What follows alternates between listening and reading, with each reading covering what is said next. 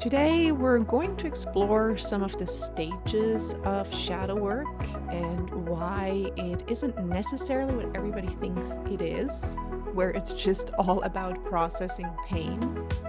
I'll share more about what shadow work really is trying to create within us, how processing actually changes our internal baseline, and why some people get stuck in cycles of overprocessing, and what it means to eventually move from just understanding ourselves intellectually into truly embodying change. Because healing and shadow work is not about becoming someone who never struggles again, but it's about learning how to move through life differently without being consumed by every wave that comes our way.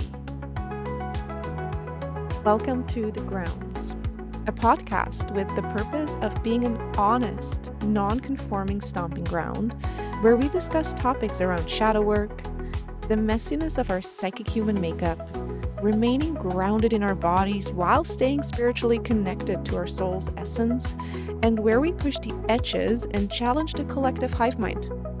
I'm your host, Simone. I'm a psycho-spiritual guide and owner of Rooted in Between, a place where shadow integration meets grounded spirituality. I'd like to share the deeper reality of shadow work because I think the concept of shadow work itself can make people feel like they're going to be stuck in the deep stuff forever. And partially, I think it's because of the word itself, shadow work. But also because we do say that shadow work is a lifelong journey, and there's truth to that.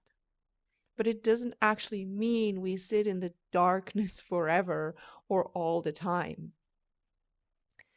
There's actually a very different place we're trying to get to through shadow work. Now, there is a period where we really do have to go into the heavier things. We have to go deeper into the shadows and not just look at things and make things conscious on an intellectual level, where we're just staying on the surface level and keeping it intellectual, where the real processing is actually missed. And to be honest, there's a lot of shadow work that is over-intellectualized, which is why I'm such a big fan of the Internal Family Systems, or IFS, for shadow work, but that's a different topic. But again, the point of going in deep is not to stay in the heaviness forever.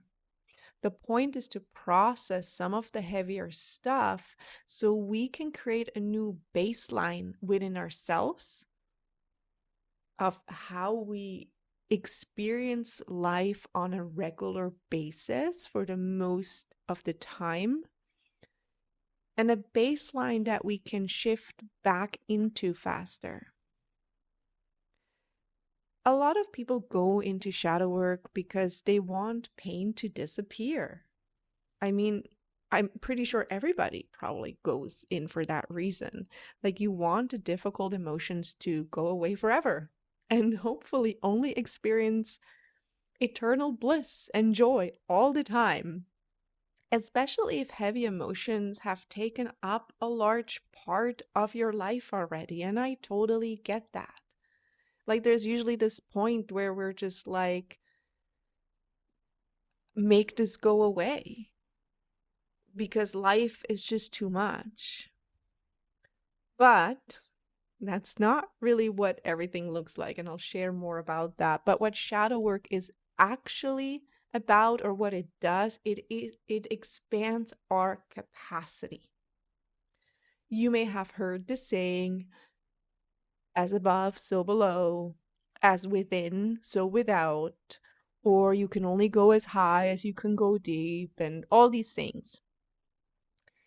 It is the same thing emotionally. We can only experience as much love as much as we are willing, or as deep of grief we're willing to process. we can only experience as much joy and lightness as deep of the fear we're willing to move through. So if we want to get to a high level of joy, we likely have to face some really deep fears.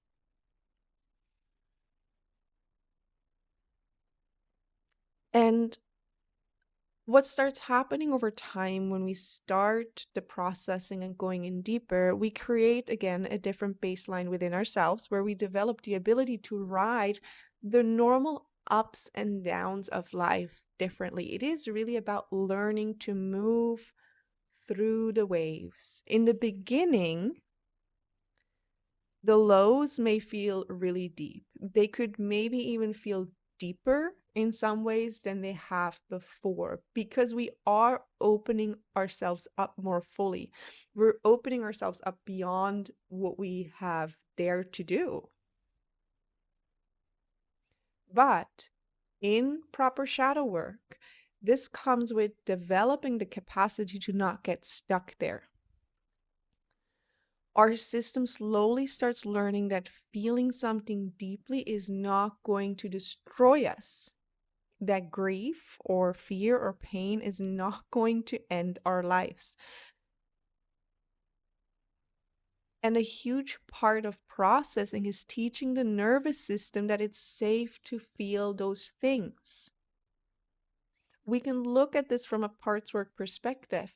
Our parts that are stuck in the past, that are stuck in childhood brain, for them, going to that fear could mean death. But we are in a different place now.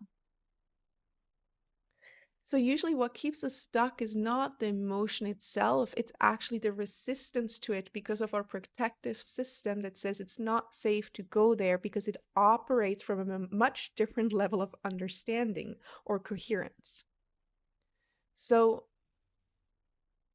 it's about the resistance that keeps us stuck, or the fear of what's going to happen if we really dive into the dark things.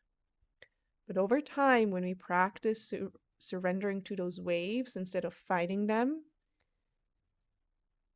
and we have the capacity to hold more and more of the fear or the pain or just the dark stuff, the system stops panicking in the same way.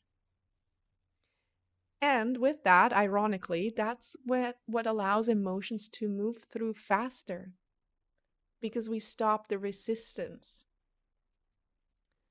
And it does require a level of safety that we are building within for that. And that's also why shadow work is sometimes a slower process. But the waves still come, but they move differently. There is an acceptance around the lows because we know the new baseline that we can also return to.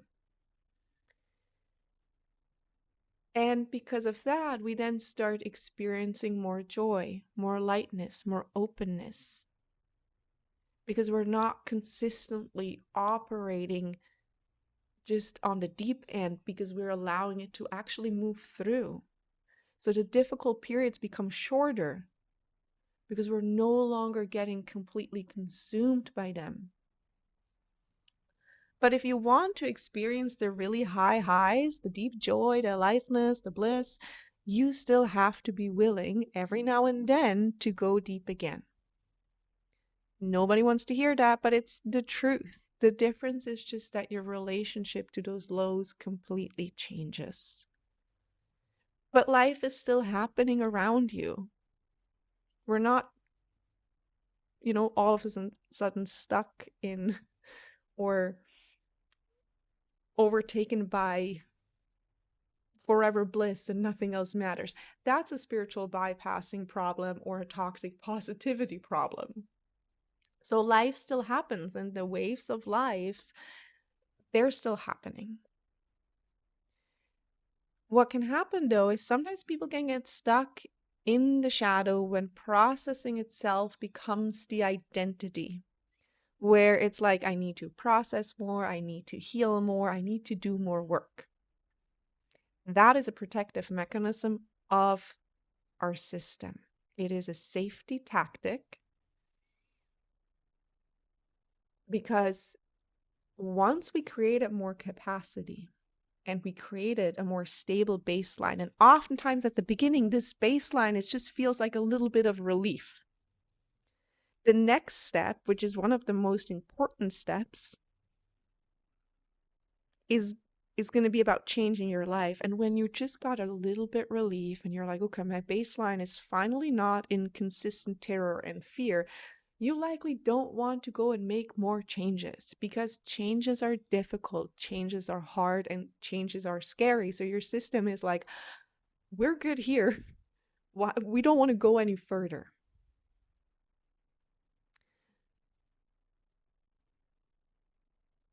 But because after we process, after we develop more capacity to hold ourselves and not completely get overtaken by our parts anymore, we have more capacity to make different choices. And sometimes that capacity is little.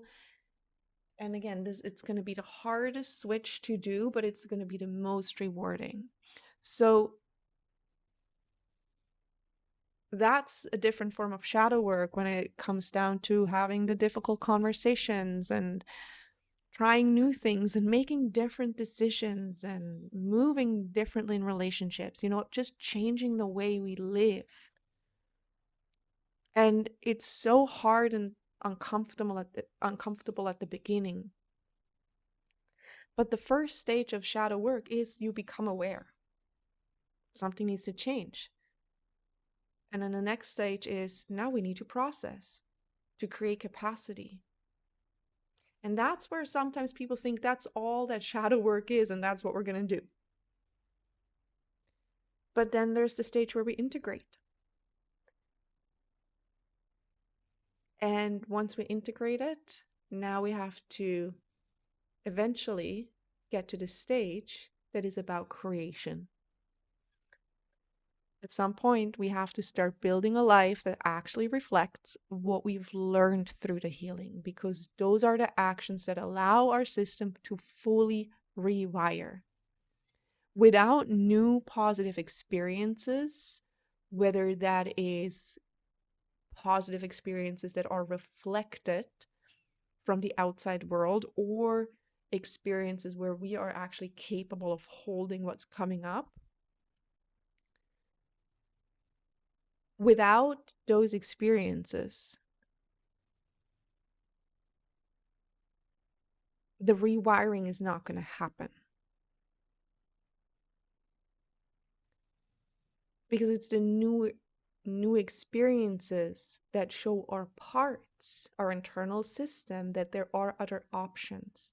If we don't do that, if we don't do the creation step of taking different actions, our internal system is going to remain stuck in the past to a degree, and our protective system can get really loud again. So you can't get around this. So shadow work is not meant to keep us trapped in endless introspection forever. It's to create a baseline that allows you to start creating a life that feels worth living. But you can't skip the individual stages. One of the gifts of shadow work is not about becoming someone who never feels pain again, but someone who no longer fears themselves when pain actually comes up.